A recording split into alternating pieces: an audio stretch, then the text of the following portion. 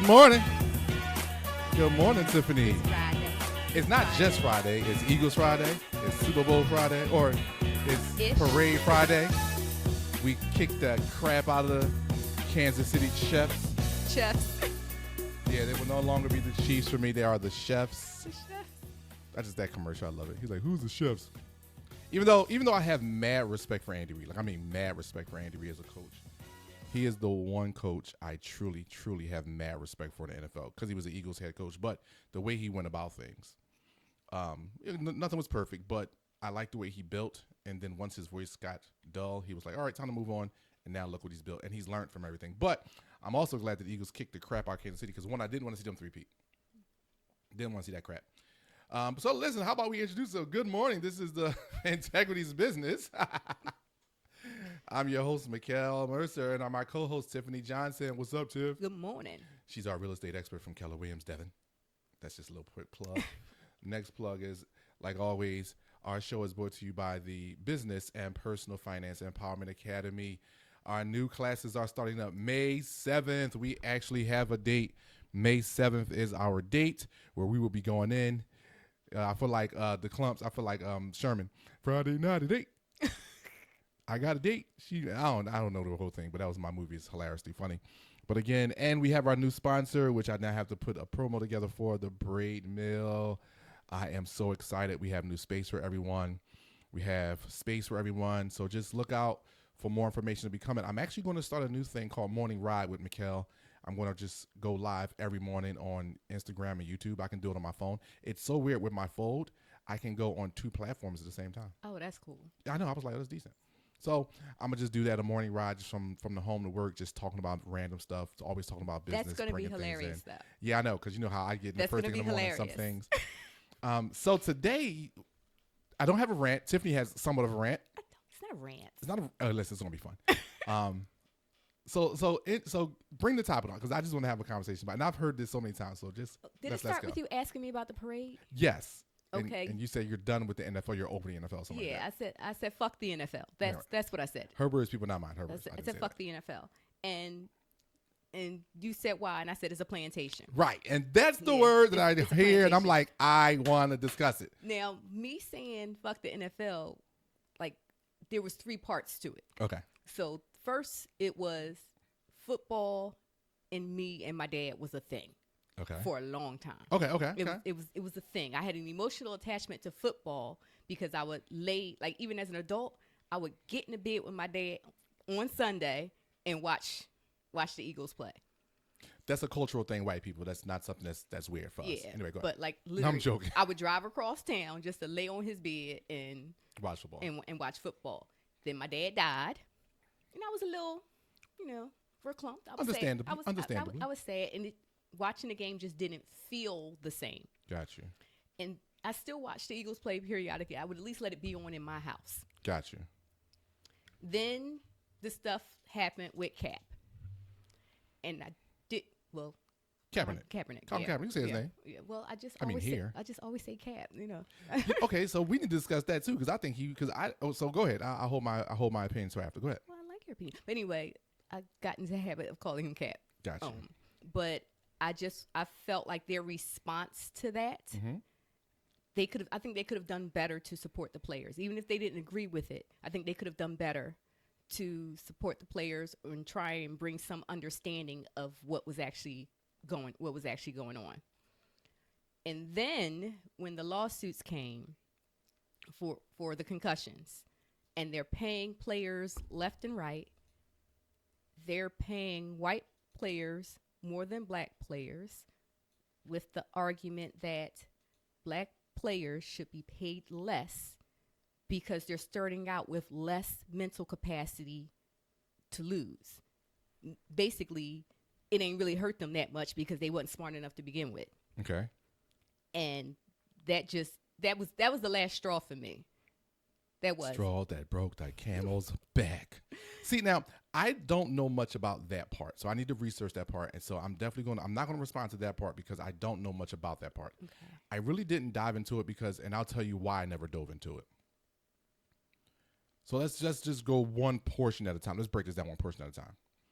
And yes, we're brought to you by the Business and Personal Finance Empowerment Academy, but yet we're talking about the NFL. Because we're people too. Right. We're actually going to talk about real estate one day.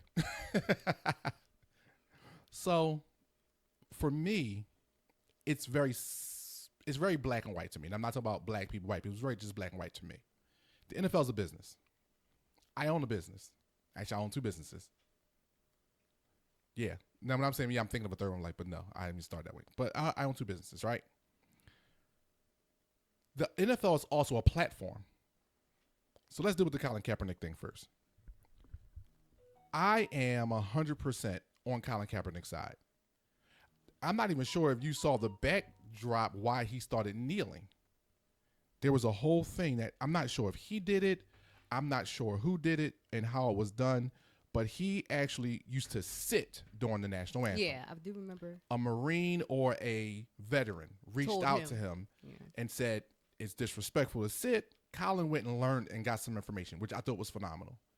And the Marine told him the best thing to do if you want to do something is kneel, because they kneel at the graves of fallen soldiers, which I thought was just like, wow, because a lot of my family are service members, and I have service members who have passed, and they were all, I don't think not one person in my family was dishonorably discharged. Everyone was honorably discharged. Now, I didn't go into the service myself, but I have mad respect for veterans. But with that being said, the NFL is still a platform. Colin Kaepernick played it wrong. I can agree with that. In my opinion. You do more damage when you have the platform versus when you lose the platform.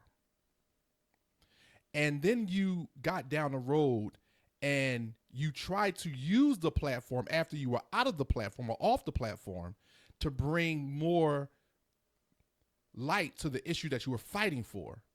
And I remember he had a tryout, and it just basically wasn't a tryout. He was just there, and he started talking about race related. I'm saying to myself, I understand what you want to do, but you're not the smartest, but you're not going about it in the smartest way. Right. Platforms are designed to lift. Use the platform. You didn't have to kneeling during the national anthem. What did it really do? Is it going to stop them from playing that? The national anthem has nothing to do with the gameplay on the field. You don't have to agree with the national anthem. I don't pledge allegiance to this flag.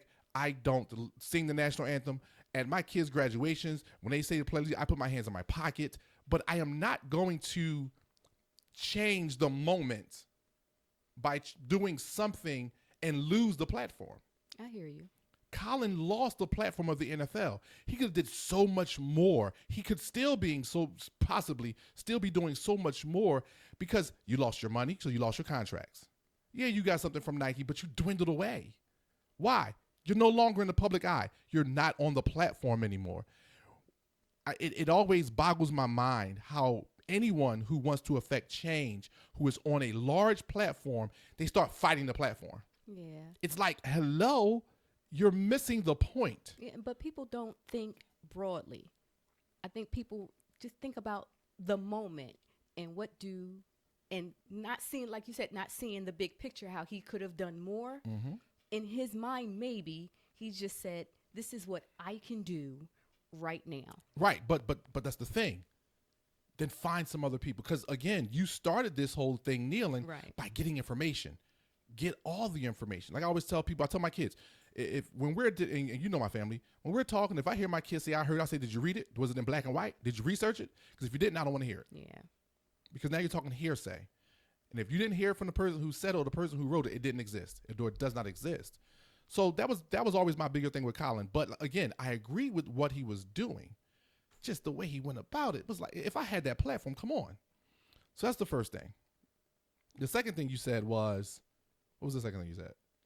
Well, the first thing was dad. Second was Cap. The second was the concussion. Right. So the NFL didn't do nothing to your daddy. Stop it. Your daddy loved the NFL.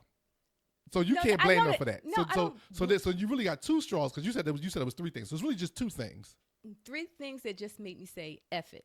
Right. But it was really two things. Two things that they did. The other was just emotional. Right. So really, now that third thing I can't talk about because I don't have enough information about it. I don't. So I can't have an opinion about it right now, especially an intelligent one. But I need to do some research on it because I don't know any about it. Like, I watched some of the movie Concussion with Will Smith. Yeah. I watched a little bit of that, but I didn't get into it big time. But here's why I probably didn't dive into it, because here's why for me. The NFL's a business. When I hear people say, and use the term you use, it's a plantation. Well, isn't every job a plantation then? I see a lot of jobs as a plantation. No, every job.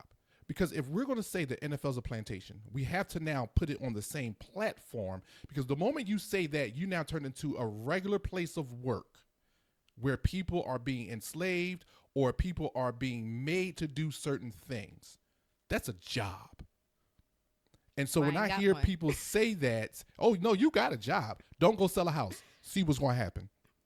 What's going to happen? You think your broker going to keep your run after a while? Yes. Why? Because why not? Because you ain't selling the houses. But I'm not remember, I'm at a brokerage where we pay fees every month. Okay, so so watch this. It's still the same, because eventually the fees going to start hurting you if you ain't selling no houses. I could do something else. No, but how are you effective in that? See, ownership is where it's at, and that's my point. As long as someone else can control it, it's a plantation. If you want to call the NFL a plantation or the NBA a plantation, that's fine. And I am not saying that you can't identify it that way. But what I'm saying is, okay, then we got to make everything an even platform, and we got to make it an even space to say, okay, if the NFL is, so is that job. Because I know a lot of people who don't get paid $35 million a year to go to this job. They get paid $7.25 an hour, or they get paid $30 an hour, but it's still a job. They can't come and go as they please. They can't go on vacation when they're ready. They can't just up and, you know what, I'm done for the day. I'll see y'all tomorrow, because they got a job.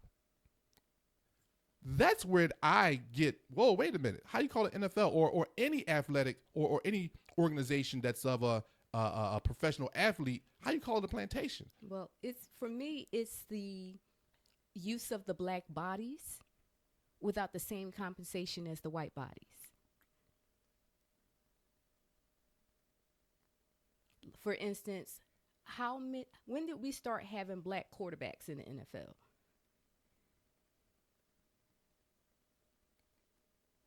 The 80s. And what was I haven't looked at statistics, but there was still a large number of black people on the team, but none of them quarterbacks. Okay.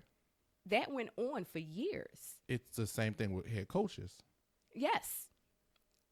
And I have a problem with that. But why? And this has always been, like I said, I've never voiced my true opinion. It's about us not getting the opportunity. Okay, but why? What do you mean? See, and this is the part where I go with I don't catch this part. And maybe I'm just not black enough, right? Maybe I don't know. I'm just saying, I don't know. Maybe I'm not black enough. I don't know. It's a business. I don't have to like you. And that's the part that annoys me. Watch this. These kids can go do other stuff. Yeah. No one is forcing them.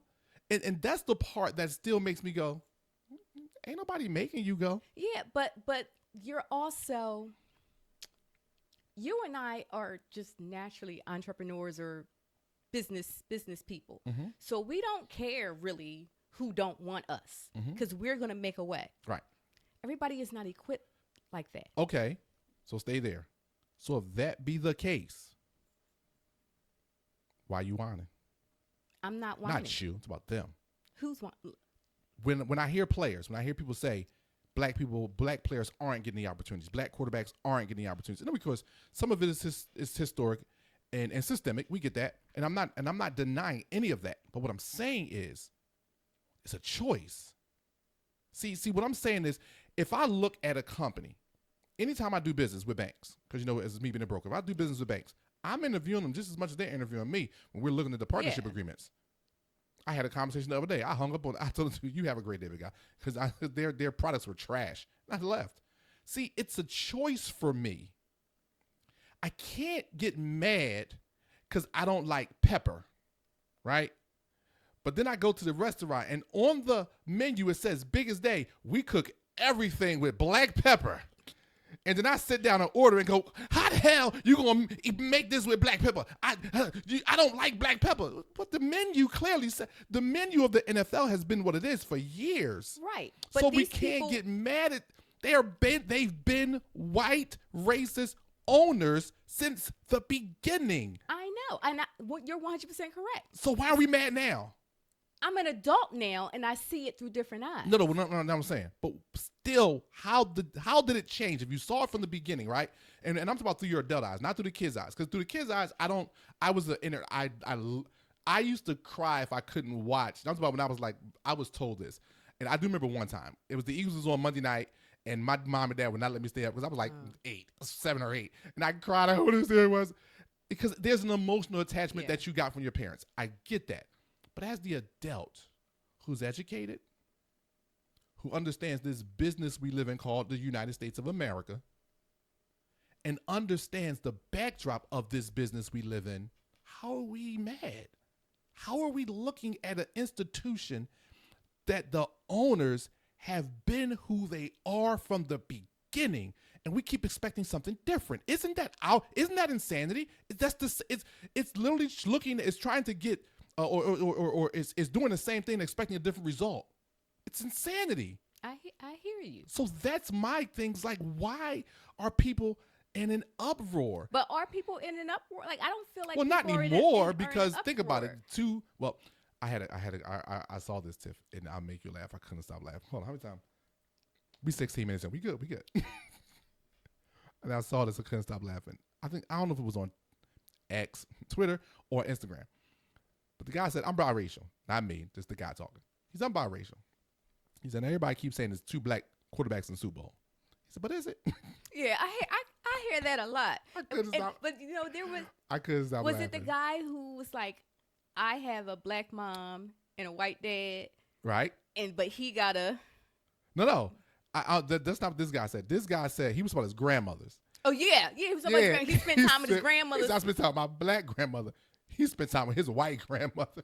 It's a different world. It's different we world. Grew up different. But I mean, for me, right? Don't get me wrong. I understand when people say that black quarterbacks weren't getting a fair share, and that the money wasn't what it is, and the players aren't being paid for what they're being, and then the CBA came, the collective bargaining agreement, and I get it. But what I don't understand is that people continue to look at the owners and get mad. They're owners. That's their job, is to make $1 for that organization, to grow it. Jerry Jones looks like a white Grinch. He's so crispy. Not crispy. He looked like, remember the movie? Oh, goodness. Austin Powers. Remember the Goldfinger was eating his skin? That's what Jerry Jones looks like to me. I cannot unsee that now. Yes. Solid gold. He's like, ooh, this is good. I loved it. Not so nuts that she couldn't stop. Like, every time she sees Jerry Jones. I cannot unsee it now. Yes. He would just be, ooh, I'm going to say that's for later. What's dumb? Anyway, that's what Jerry Jones is like to me. I can't. So it's like, I don't understand why we are in such an uproar about it. And I'm talking about the people who are. And I know not everyone is. And if you look at the NFL, think about Jalen Hurts just won the Super Bowl. And not only did he just win the Super Bowl, but he didn't win the Super Bowl throwing for 3,000 yards, 4,000 yards. And everyone's giving him his due. He's done nothing but win. I get it. But what I don't understand, and when I say I get it, I get the fact that people want players in the NFL to have equal opportunity. But a job has never been about equal opportunity. This is not something that's the public space. The NFL is a private organization that uses public funds. It's on us. We allow our cities to build these stadiums. We allow our cities to use our tax dollars in part because it's profit sharing, so they're going to get some money from it. So I get that, right? And I understand the business of it, because that's what we do. But the part where I keep saying I don't want to hear the whine, or I ask people, do you want cheese with that? Because it's still a private industry. Yeah, but just like how you can not go to the restaurant that puts pepper in everything, I just choose not to engage with the NFL, the NBA, or that's the part I love. I told you before, if we are up, and when I say up, if there's a playoff game on, or even the Super Bowl, the NBA Finals, the baseball, the World Series, I don't. The only thing, and this is weird, and I'm thinking about it. If Vanessa said we got to go do something, I'm going. I'm not. We ain't arguing. I'm like, all right, babe, let's go. Yeah. Because I ain't got a game check yet. They don't pay me for nothing. I'm not that invested because I know what it is. But here I am. Here's the weird part. I am invested in the NCAA tournament. March Madness, I love. I don't know why. And I think it's because they're kids. Well, it's fun. No, I think it's because it's kids. But that's what makes it fun, because you see these kids who might be future stars. You see what they do, and they go all in. Yes. It's not like egos on the court. They do it for the love. Well, not anymore. They used to do it for the love, but and NIL is real. But that's when I get to it. I just wonder. I like, why do we have such, when people go into it, the plantation. And you know what the sad part about it is? I can accept you calling it a plantation because you are a real estate agent. You do, in essence, work for yourself. And the moment she get her broker's license, which I've been pushing for the last 2 years, people. Yes, he has. No excuse today. We're not. I'm not giving an excuse. Okay, good, because she's going to do it. It is what it is. It is what it is. But anyway, but you in essence work for yourself. But I always hear it from people who got 9 to 5, and that's the part I'd be like, nigga. Damn. Sorry, I'm black, right? But like, I remember it really come out. I'd be like, you work for whoever you like. How are you calling that a plantation? And you don't even have any more PTO days. So if you miss another day, you getting fired. Like, I'm so confused. The job that I had before I became a real estate agent, when I started doing the job, I absolutely loved it. I did. I absolutely loved it. And then some changes were made, and it felt like a plantation. And I was like, it's time to go. I can't do, like, this. I had a great working environment, and I knew it was unique. Gotcha. And I'm like, I don't think, I did look around for some other jobs, but I'm like, I'm not going to find this dynamic the way this office was when I first got here. I'm not going to find this. I need to be self-employed. Gotcha. I make you laugh. My yearning to be self-employed came from when we all got laid off, and I was working in Jersey, and New Jersey and Pennsylvania fought over my unemployment. Who was to pay me unemployment? I wound up finding a job before I even got the damn unemployment, and that's when I knew it was like, yeah. This can't be long term. Yeah. This can't be long term. I got to figure. And that's when I started. And I always wanted to own my own business, but that's when I really started diving into how to get this done. Because I tell people, I'm like, nah, you can't control my bread. I got to have a hustle or something where I can go to the people and make a couple dollars. Yeah, for me, it was time. It was time. Like, I want to do what I want to do when I want to do it. Yeah. And like, even though, yes, I schedule stuff for my clients around their schedule, this, that, and the third. But it's because I want to. Right. I do. I want to. And it's being in the position to, like, I enjoy getting up every day to do the day the way I planned it. Right. For the most part, life happens. But it's like for the most part. Yeah, but it's just that knowing that you don't get to decide what I do today. And even if I got all these things planned, if I decide not to do it, it'll get done the next day.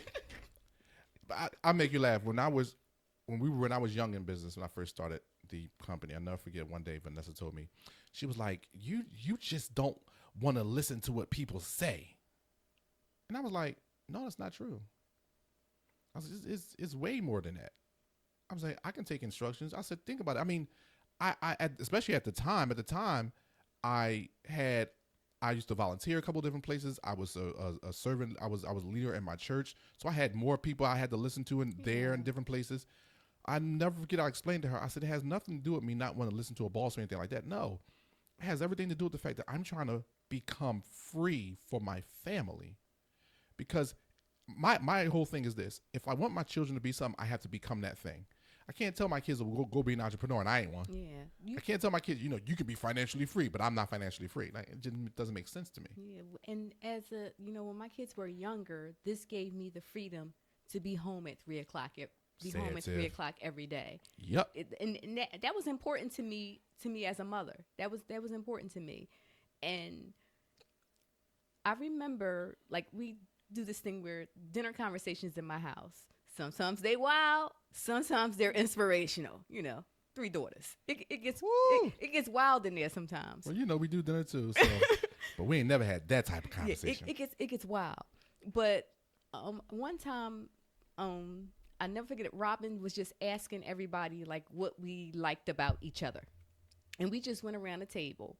And my oldest daughter said to me, and I started bawling. Everybody started bawling. Her name is Renee. She's my Her name girl. is Renee. She's so gorgeous. It's Ree, not Ra. Ree. I said Renee. You said Ra. You just said it right. Okay. It doesn't matter. Yeah, I say When you talk to her, you say it right. So that's all that matters. She said to me, "You have really shown me that a woman can have it all." Oh. And I was like, "What? Because I ain't got much." And she was like, "Listen, you have a job that you love, and you're good at it. You have fun. You enjoy yourself. You a mom.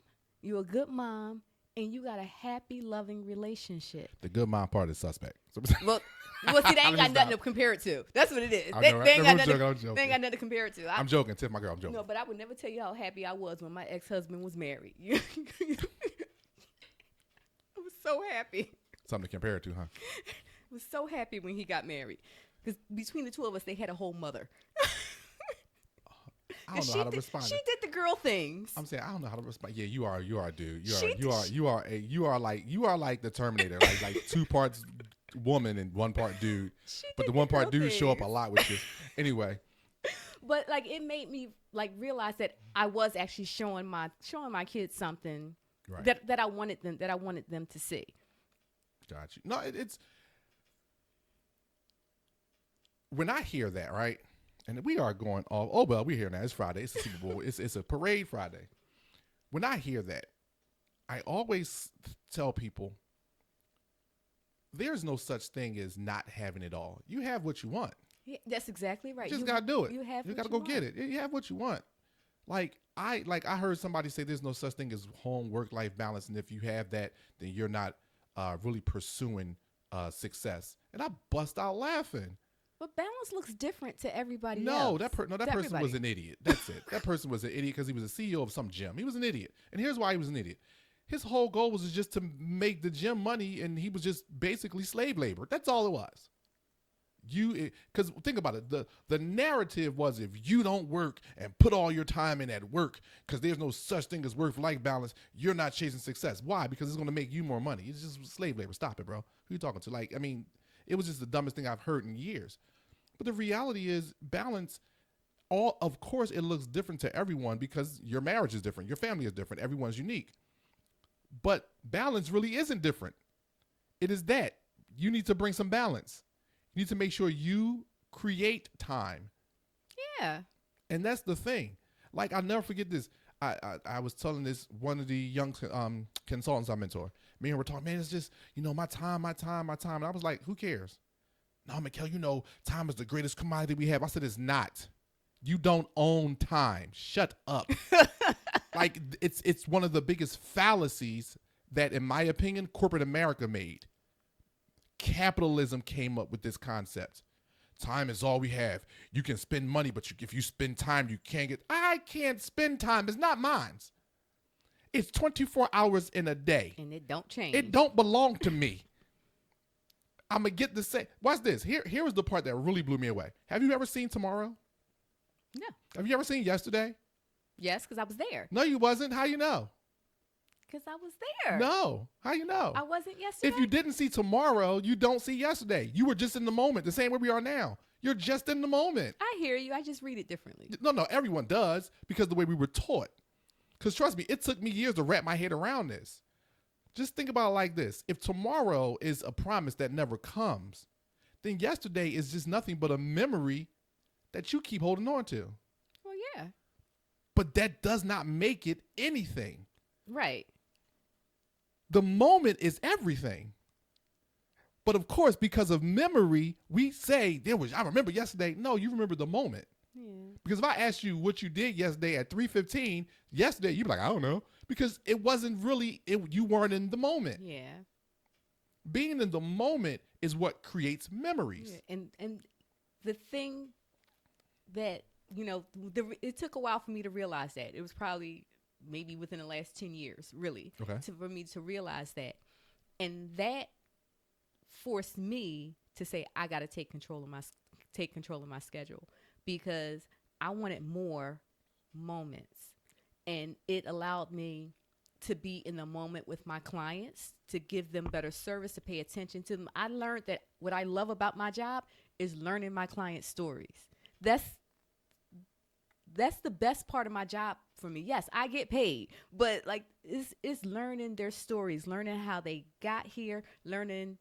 A lot of times you learn how they are and why they behave certain ways, why they think certain things, and it's the being in the moment with that client. I like how you say clients turn into friends faster than friends turn into clients. So many of my friend group, it's past clients where I got to know their story and over time shared mine, and we became friends. But it's like you say, it's the moments, and being an entrepreneur got me to be able to enjoy those moments versus everything feeling like a transaction. Yep. And that's the reality of being able to take control. Because if I don't, I'm never going to, like you said, be in the moment. Vanessa watch Hoarders. She watches that TV show Hoarders, right? It makes me so angry. It makes me laugh. I'm not going to hold you. It makes me laugh. But here's what makes me laugh about it. And if Vanessa ever sees this, she's going to punch me in the face. I'm not saying nothing about her. It's the mindset for me. When I see people watch shows like that, I'm not knocking you or the show, but I always ask myself, what is this doing? What does it do? See, I'm a type of person, and I've learned this, and I learned this because of this. It goes back to what we were just talking about, taking control. When we moved when we left Golden Star, we left our church, and we just sat home with God, right? And we really started just diving into the house and the kids and us. At the time, Mickel was 4, which means Sydney was 8, Isaiah was 12, okay? We sat back and we saw the kids, and they were just in different schools, and we had a Infinity i35 at the time. The transmission went. Me and Nessa went, and our credit wasn't bad, but the business was still young, so I wasn't making as much as I used to, and I was doing the mortgage modifications was coming around, because this was like 2012, 2013. So housing crisis crashed, and housing market is a mess. So we're doing, and Nessa's still working. The business is moving, but we're just not making as much as I was before. The crash came, but we're not dead. We're not dying. So I say we went to go get a car because the Infinity died. The guy came up with a 2-door Honda Accord. Me and Nessa just looked at him. We just told you we got 3 kids. What we gonna do with that? Now we got approved for the car, which means we could have went somewhere else and got another car. But something in me was just like, you don't need a car right now.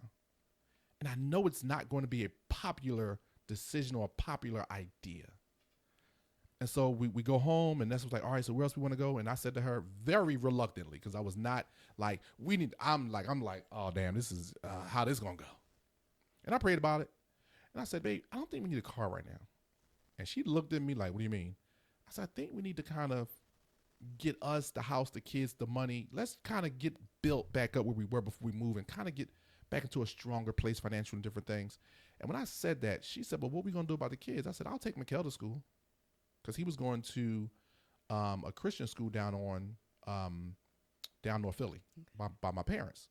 But we were living in Westwood time, and we moved up to Northeast where we are now. Sydney and Isaiah, we took them and put them in the elementary school that's in the neighborhood because we knew the principal. So that was step one that we didn't even realize. We knew the principal personally.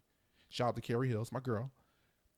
So we put Isaiah and Sydney over there, but Mickel, because he was in kindergarten, he couldn't go, because kindergarten is something you got to register for and get kids in. So we had to leave him where he was. That whole year of kindergarten, me and Mickel caught the bus every morning, because I run my own business. Every morning I took him to school.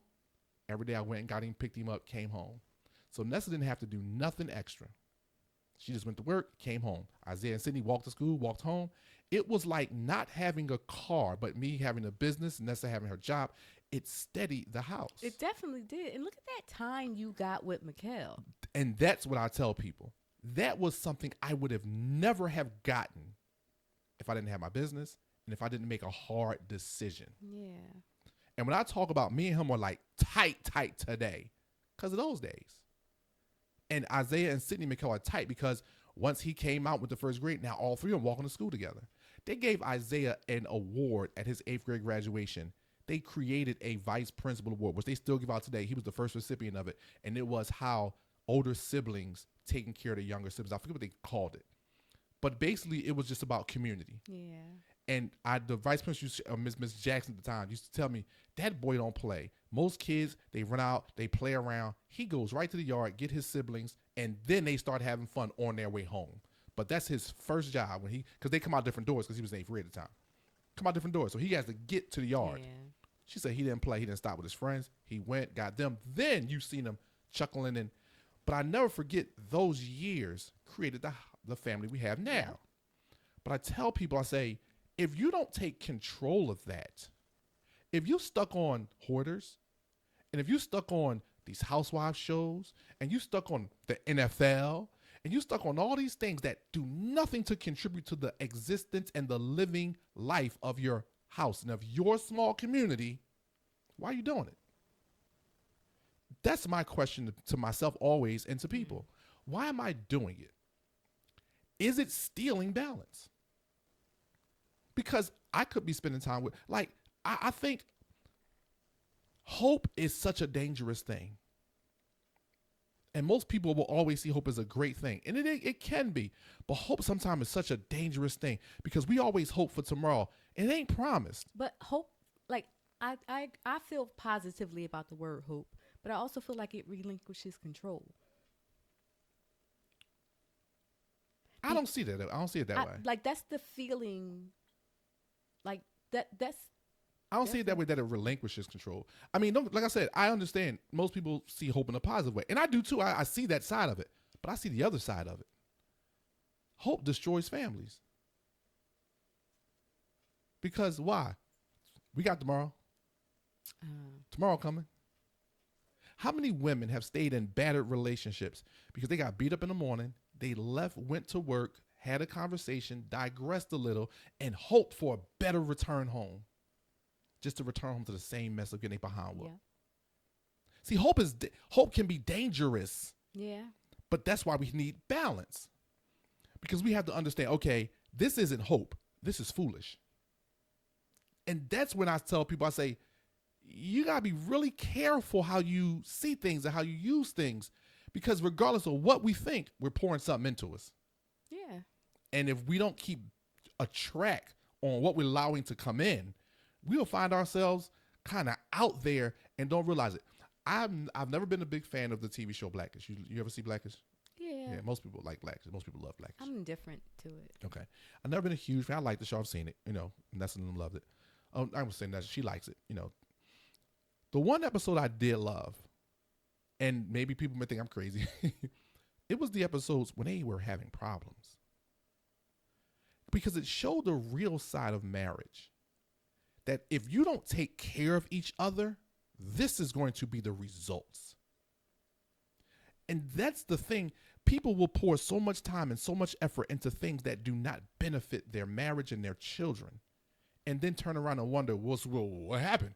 But it's because you hope that everything will be okay. We had a conversation I can't remember how long ago this was. Long ago. But it was about how you go to work and you give everybody your best, and then you come home and you give your spouse the least. Yeah, yep. You give your spouse the rest. And that long ago, that hit me. Really? That did, in a good way. Okay. In a good way, it hit me because I don't think I was always coming home and giving my spouse the rest, spouse the rest. But on my way home, I was always thinking, I'm glad he's there. I need to show him that I'm glad he's there. Even if I'm doing 101 other things, got these other things on my mind, he needs to know that I'm glad he's there.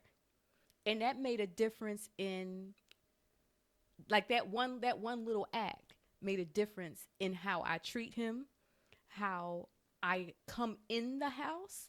So even if I come in the house and the kids is loud and I don't really hear it, sometimes I got girls. So, you know, sometimes the house be popping when I come in and I really want peace. Good luck. Yeah. sometimes it be like that. I really want peace, but I recognize that these are my people. Yes. So I can't give them worse than what I'm giving everyone outside. When I'm giving everybody outside, because the people outside, I don't really care what they think. I care what these people think. Yep. So thank you. No, but I'm Tiff. I don't even know where I got that from, but I just. But remember, that was a long time ago. I know. And when I mean I don't know where I got it from, I just remember. I used to work when I was working at Wells Fargo Auto Finance. I was doing Vism part time. I just remember how I used to just run around, and I used to justify it because I was making money and making money. You can't complain. I'm taking care of everybody. And I used to justify it. I mean, every moment of it. I come home, I'm tired, I'm dragged, I'm dead. Oh, it's cool. You know, we'll go out this weekend. And we would take the kids out to the mall. We would go shopping. We would go do whatever. But I was a shell because I was tired all the time. And I just remember, I don't know if I read something. I might have read something, a book or something. But I just remember something just clicked. And it was like, either I heard it, I read it, I saw it. I'm not sure. I don't even remember. But I just remember it was like, if you go outside and you give the world your best, and then you get home and you give your family the rest, you need to start to think about that. Yeah. And I was just like, wow. And it hit me. And it was like, you got to make a decision. Because listen, I don't care what nobody say. I think there are so many walking dead in marriages because of that very thing. Because of that very thing. Because people don't make a decision to say, you know what, I got to figure this out. Yeah. And it can't be based on someone outside of my house. When I ask you this word, or when I say this word, what do you think about attitude? Demeanor? Like, this is how you perceive things or how you go about your day. Like, it's not bad or good to me. But I had to grow into that. Well, because you weren't taught it. Yeah, I had to grow into it because it was, you got an attitude. You got an attitude. Especially in our community. Yeah, you got an attitude. But you got an attitude every day. It's just what type of attitude you have, which actually is fueled by how you perceive things. True. But you're putting the cart before the horse. Okay. Here's why. Attitude ain't nothing but a position you choose to take. Yeah. That's all it is. My attitude towards you is a good one. Regardless, because my perception can be skewed if I give my attitude to you. In other words, because if I allow you to put me in a position I choose to take, then now my perception is you gave me a bad attitude. No, I didn't. I took it. You did something instead of me going, is everything okay? Yeah. Now I'm mad. What's wrong with you? Why are you talking? No, get clarity. It's just a position we choose to take. I like that. Are you okay? Yeah, that's my favorite line. I'm like, you good? Everything good? Before I walk away or before I think, because listen, we had this conversation last week. We got 30 personalities going on here. Which, by the way, I did not get my letter signed. Vanessa will not sign it. We've been going back and forth about that. She should not. She should not. We were going back and forth about that in the funniest way too. But anyway, but it's like that's the reality of it. It's like if you really slow down and think about it for a second, we all got these personalities going on because we don't understand who we are. Yeah. And even those of us who do understand who we are, we're human. So sometimes it catches off like, what? You be like, oh, my bad. I do apologize. I didn't have to respond like that. Because why? Because I moved too fast. Yeah. So for me, when I see something that don't look normal to me, I'm like, is everything good? You all right? Because why? Because if you say everything's fine, my next words might be, so what's your problem? Yeah. Because you got to act, because your face is all twisted, and I don't know, and I don't want to talk to people. Like me personally, I don't like sometimey people. When you're around me, choose who you're going to be. And I'm not saying that we had to have ups and downs, but what I mean is that communicate with me. That's all I want. I don't need, you can be happy, you can be sad, you can be up, you can be down, you can be depressed, you can be joyful, you can be melancholy, you can be somber, you can be excited. I don't care what your emotional state is. Just communicate with me. That's all I want from anyone. I had to teach my daughter that because women, y'all just, them personalities. And some women won't acknowledge them. But it's like, I don't mind. Just communicate it with me. Because for me, when you don't communicate it, you're leaving it up to me. And if you leave it up to me, it's like a crapshoot. I'm just like, come on, happy. Damn. Right, just, come on, excited. Damn. Come on, sex tonight. Yeah. Craps out. And Damn. then we be like, leave me Snake eyes. alone. Right, snake eyes. So it's like, I don't mind what the behavior is. Just communicate it with me. Yeah, that makes sense. And I told Nessa one day, but that's what we were talking about. She busted out. I said, when you don't communicate with me, you might as well just give me some dice and let me go to the tables. Let's go to rivers. Let's go up to, parks. Let's go down to live, and just give me, and let's stand here and shoot. And let's see how many times I actually hit these numbers that I want. It's a crapshoot. Because why? Because you won't communicate with me. The dice don't tell me what they're going to land on. I have no idea. I have no clue what I'm landing in when I walk home if you don't communicate it with me. Because if I come in the house and you feel some type of way about something, or you're upset, or you just melancholy, because think about it. I'm a melancholy dude some days. Some days I'm like, let's take a ride. And she'd be like, why? Because I just want to be mellow right now. I don't want to talk to a kid. I want to be in your presence. I don't even want you to say much. I just want you next to me because you're my wife. Let's just cruise down the road and relax. I get melancholy sometimes, and I'm good with anyone else being there, but communicate it. Yeah. And I think because we weren't raised to communicate, and then we don't choose to teach ourselves how to communicate, we just become bad at it. And then we get mad when someone who can communicate, like I'll never forget a guy told me this one time, you think you better than me because you know how to talk better than me. I didn't know what to say. I was like, how do you? What? You a grown man. Needless to say, that person's not friends with me anymore. Yeah. And I was nice that day. Wasn't nice later. But you know how much that had to be building up in him for him to say that. We don't talk like that. That had to been building up. What you do to that man? What you say to that man? It's not what I did or said. I challenge men when you're around me, okay? I have a saying which I stole from another friend of mine. If you're around me, you either like pain or you have a strong constitution for the truth, because that's who I am. Wait, why the pain though? Because truth hurts. Oh, well, and all I got is truth. So either you like the pain or you have a strong constitution for truth. All I got is truth. It's all I got to give you. I don't have a problem with that. I like that. But you have a strong constitution. Well, I don't know. You crazy too. But I'm a little nuts, so that's fine. So today we're going to keep talking like this because this is a good conversation. But because we almost out of time. So we will get back to real estate one. Listen. Oh, so that's another thing too.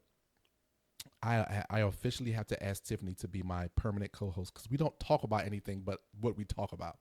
And at this point, I'm kind of making it happen. And I'll bring you some flowers one day and we'll have a big ceremony or something. I don't think that's necessary. It's not, but it's just funny because in my mind, I always say it's Real Estate Fridays. We always say Tifphani. But now I'm like, yeah, we just die. I'm not saying that anymore because you have literally just become the co-host. Like, this is it. We need to have other guests on here with us at this point. I think to get us to talk about real estate, we need a real estate connected. Yes. Or I need a rant. Yeah, pretty much. Or I need a rant. But you know what it is? I think what happens is if we only did this, I think we would be more disciplined to talk about real estate and talk about business, talk about growth and scaling and taxes and accounting and loans. But because we have the academy and because we're still working every day, and I was with 2 clients yesterday, it was phenomenal time. I mean, phenomenal time, just growing, learning. One guy he's a client. He's in a situation now where he's going to need you.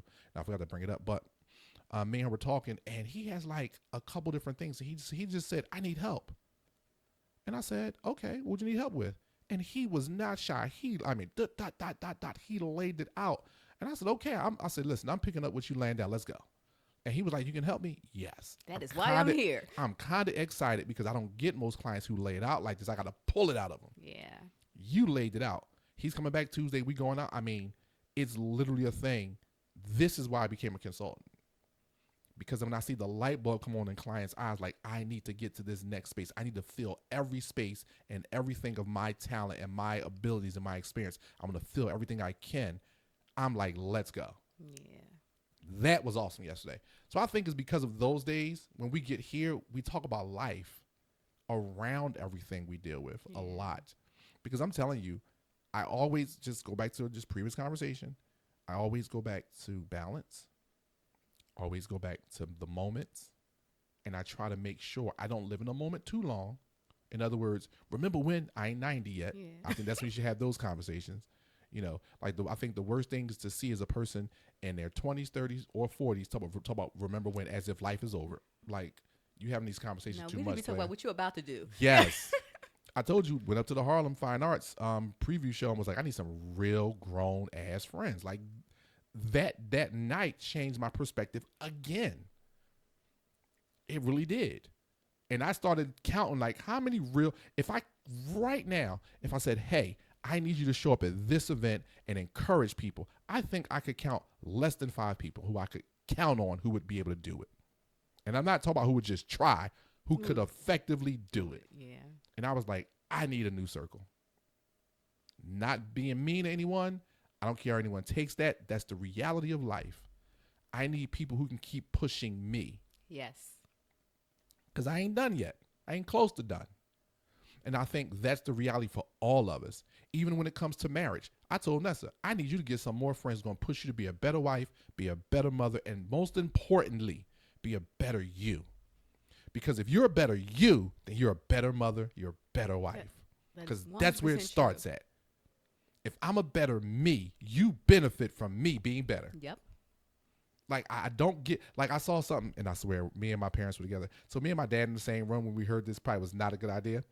We was watching something that my parents, that Vanessa and my mom were watching. It was like Lifetime or Hallmark.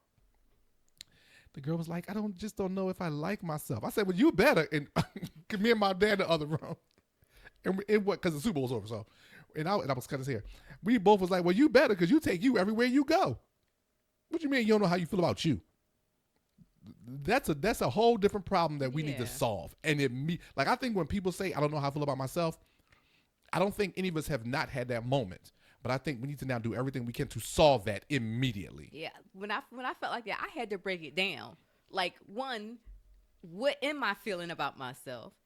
2, what events led me to be in this position? What part did I play in those events? And now how can I fix it? Because I know this ain't sitting well with me. Because I'm a Leo. I'm awesome. So this ain't sitting well with me. So I very rarely have those moments. Like, I remember like 2 distinct times in my life where I felt this, and I was immediately on track to fix it. I'd love you as you're my sister, and I love you because when you said you're a Leo, you're awesome. I was about to say something, and I'm like, let me just keep I don't even have an opinion about that. That's my new line for myself. My brain was like, Mickel, we don't need to have an opinion about that. We don't.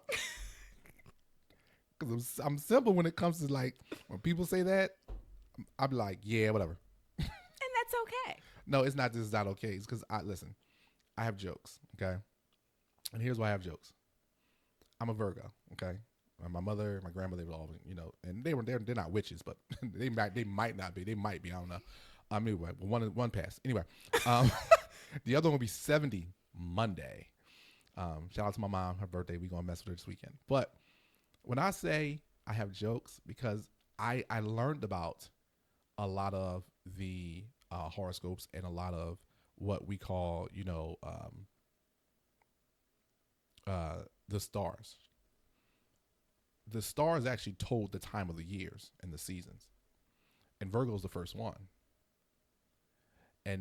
But because, of course, the way the calendar has been set to put the entire world on the same lunar calendar, we've actually put the first month in the 9th month. But if you think about it, it's 12 months, particularly in a year, right? But it's 52 weeks in a year, right? Mm-hmm. But it's only 4 weeks a month. Yeah, the math ain't math. No, 2 months get a 5th week. Yeah. We get it, right? But when you look at it, if you do the math, and I did this math once, the only month that syncs up perfectly is September. But that makes sense. Because it's the first month in essence, really. That makes sense. So that's why I say I'm better than all you bitches because I was first. Yeah, but honestly, I find Virgos to be the best people. I'll be honest with you. Okay, well, we only have but so much time, so we can get into this, I guess, a little bit. I really don't care. I think people are just people. I think people build themselves into certain things. I don't think Virgos are the best people. I think I'm awesome, but I don't think Virgos are awesome because I've met some other Virgos and they were just trash. Like, I'm like, bro, you a Virgo? Don't tell no one that. Like, near me, like, you're complete trash. I'm serious. And then I met some female Virgos. I'm like, okay, I can rock with you. Then some is like, you have an attitude problem because you don't know what attitude means. You just suck. Like, you're trash. Don't tell anyone near me that you're a Virgo. Like, I meant that as human beings. That's what I'm saying. As human beings, they suck. Like, I'm sorry. I'd say it all the time. And you know me. I'll tell people, certain people, for me, this is for me, when human beings suck. When you want to impose your will on someone else's life, that's when you suck for me. I don't think Leos are great human beings. No, that's what I'm saying. But see, Virgos do that. Virgos will try to impose their will on you. Oh, if you can meet some Virgos. They are, because we can, that month or those people type of personalities, I guess I would say, can be very strong-willed. And if you don't mature and grow into a healthy state, you'll impose your will on anyone. Or at least you'll try. And that's when I'm like, you're trash. You can't tell another person how to feel, how to live, how to love. What are you doing? That's why me and Umar Johnson don't get along. 20% of what he says. The other 80% I like. But, I get it. But you can't tell people who to love. Like, at the end of the day, it's only one race. Humans. Yeah. It's other ethnicities. I get it. And like, I didn't watch him. My son sent me something about him, Isaiah. It was some video.